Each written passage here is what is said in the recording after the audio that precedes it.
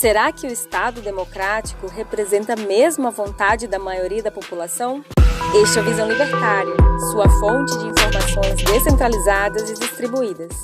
Sabe aquele papo que alguns tentam enfiar goela abaixo de que políticos representam a vontade do povo e atuam de modo a representar seu interesse individual? Bem, acredito que a maioria sabe muito bem que isso é conversa fiada. Mas vamos fingir que isso é verdade. Na última eleição para presidente, Bolsonaro foi eleito prometendo coisas como menos Estado, mais Brasil, menos Brasília, mais liberdade, direito a armas, menos impostos com a redução do imposto de renda e tantas outras coisas. Certo, mas o que ele conseguiu implementar na prática? Bem, quase nada. Sua eleição demonstrou claramente uma grande repulsa da maioria dos brasileiros ao socialismo, mas essa vontade claramente vai contra os interesses do resto do Estado. Do que adiantou 57,8 milhões de brasileiros votarem em Bolsonaro? Mais uma vez, nada. Pois, conforme temos observado, os 11 superpoderosos ministros que integram o STF são capazes de anular tudo o que esses milhões e milhões de votos representaram.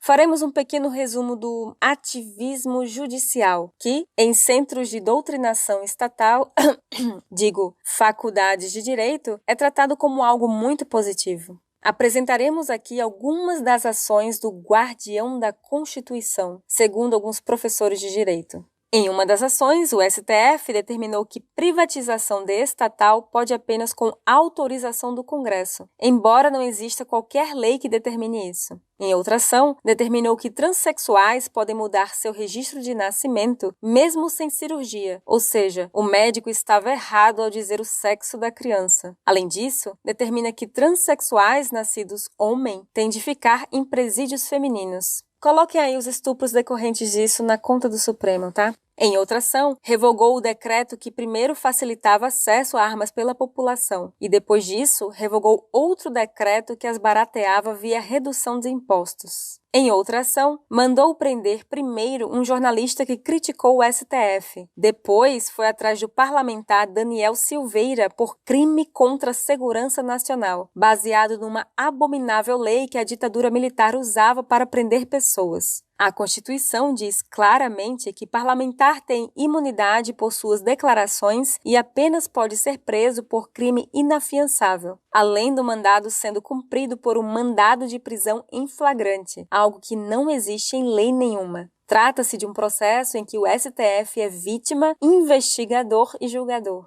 E, por último, anulou todo o processo contra Lula, tornando o molusco de 9 tentáculos elegível novamente para 2022. Vale lembrar que o STF também manda no Superior Tribunal Eleitoral. Então me diga, do que adiantou votar em um cara que queria mudar, nem que fosse um pouco? E falamos apenas do Poder Executivo. Quando vemos o Legislativo, também houve uma imensa perda para a esquerda de cadeiras em assembleias legislativas, câmaras de vereadores e deputados. Logo, parece bem claro que houve uma grande demonstração de que a maioria da população é contra os pensamentos de esquerdistas. E, seguindo a lógica da democracia, deveria ser pelo menos o início de um grande processo de desesquerdação da máquina pública. Porém, mais uma vez, você viu algo assim acontecer de fato? Para que houvesse uma mudança profunda a fim de reduzir drasticamente o Estado brasileiro, seria necessário um esforço colossal, tanto da população como dos novos eleitos ditos de direita, para assim talvez o inchaço da máquina pública diminuir.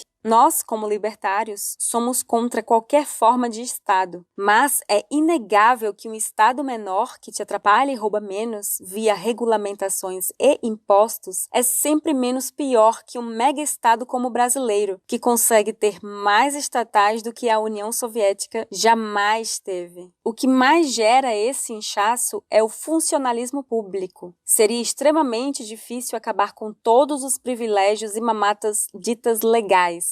Para se ter uma ideia, até o ano que vem, em 16 dos 27 estados da federação, nada mais nada menos que 80% de todos os impostos arrecadados vão para pagar o funcionalismo público. E não pense que o grosso desse dinheiro é para pagar policiais, professores, bombeiros, entre outros. Apenas no Rio de Janeiro, o auxílio terno mensal de um juiz é em torno de R$ 4.800. Quantas pessoas que você conhece possuem uma remuneração assim? Para melhorar, esses tipos de penduricalhos, como são chamados no meio jurídico, ainda estão totalmente isentos de imposto de renda e INSS, enquanto que um trabalhador que ganha o mesmo valor pagará nada mais nada menos que 27,5% de imposto de renda e, caso seja autônomo, ainda terá de pagar 20% para o INSS. Tá de brincadeira, hein? Mas quem disse que auxílio terno é o único? Você quer mesmo que o juiz morra de fome ganhando apenas cerca de R$ 30.400 mais os R$ 4.800? Ele precisa ainda de auxílio moradia e alimentação, com valores de respectivamente R$ 4.300 e R$ 1.600. Mas será que um juiz consegue sobreviver com isso tudo? Bem, pelo menos no Rio de Janeiro não, pois juízes ainda têm um auxílio educação para seus filhos na bagatela de R$ 7.250. Pois é, você também é obrigado a pagar pela educação dos filhos de um cara que já ganhou mais de R$ 40 mil. Contudo, a coisa não para por aí, pois alguns juízes já chegaram a receber R$ 500.000 de maneira lícita, como forma de indenizações. Realmente, eles devem ter sofrido muito acima do que um ser humano é capaz de suportar, dado que se você buscar indenização por danos morais pela perda de um pai, mãe ou filho, dificilmente ganhará mais de R$ 100.000. Mas não seria justo falar apenas dos juízes. Promotores e defensores públicos têm um salário quase igual ao de um juiz, apenas com menos penduricalhos. Mas, ainda assim, recebem 10 vezes mais que a maioria dos advogados privados. Você já viu algum político ser defendido por defensor público? A realidade de quem depende desse tipo de serviço público é muito, muito triste. Lembra daquela outra mentira contada que o Estado serve para te proteger da invasão de outros países? Se, por exemplo, Nicolás Maduro percebesse que não havia mais nada a roubar do povo venezuelano e decidisse invadir o Brasil, você acha que nossas forças armadas poderiam nos proteger? Tal situação não é tão longe assim da realidade. Se você fosse o militar responsável por gastar o orçamento, em que você pensaria em gastar o dinheiro? Tanques, aviões, navios, submarinos, todos parecem uma boa escolha. Bem, nossos militares acham que pagar salários altíssimos para generais, que chegam a ganhar quase R$ 30 mil, é muito mais importante. Tanto que tais despesas, juntamente com os ativos, aposentados e pensões, representam aproximadamente 75% do orçamento militar brasileiro. Nossa querida Marinha conta com míseros 7 submarinos e 20 navios de superfície, e a maioria antigos, para patrulhar uma das maiores costas do mundo, com 7.500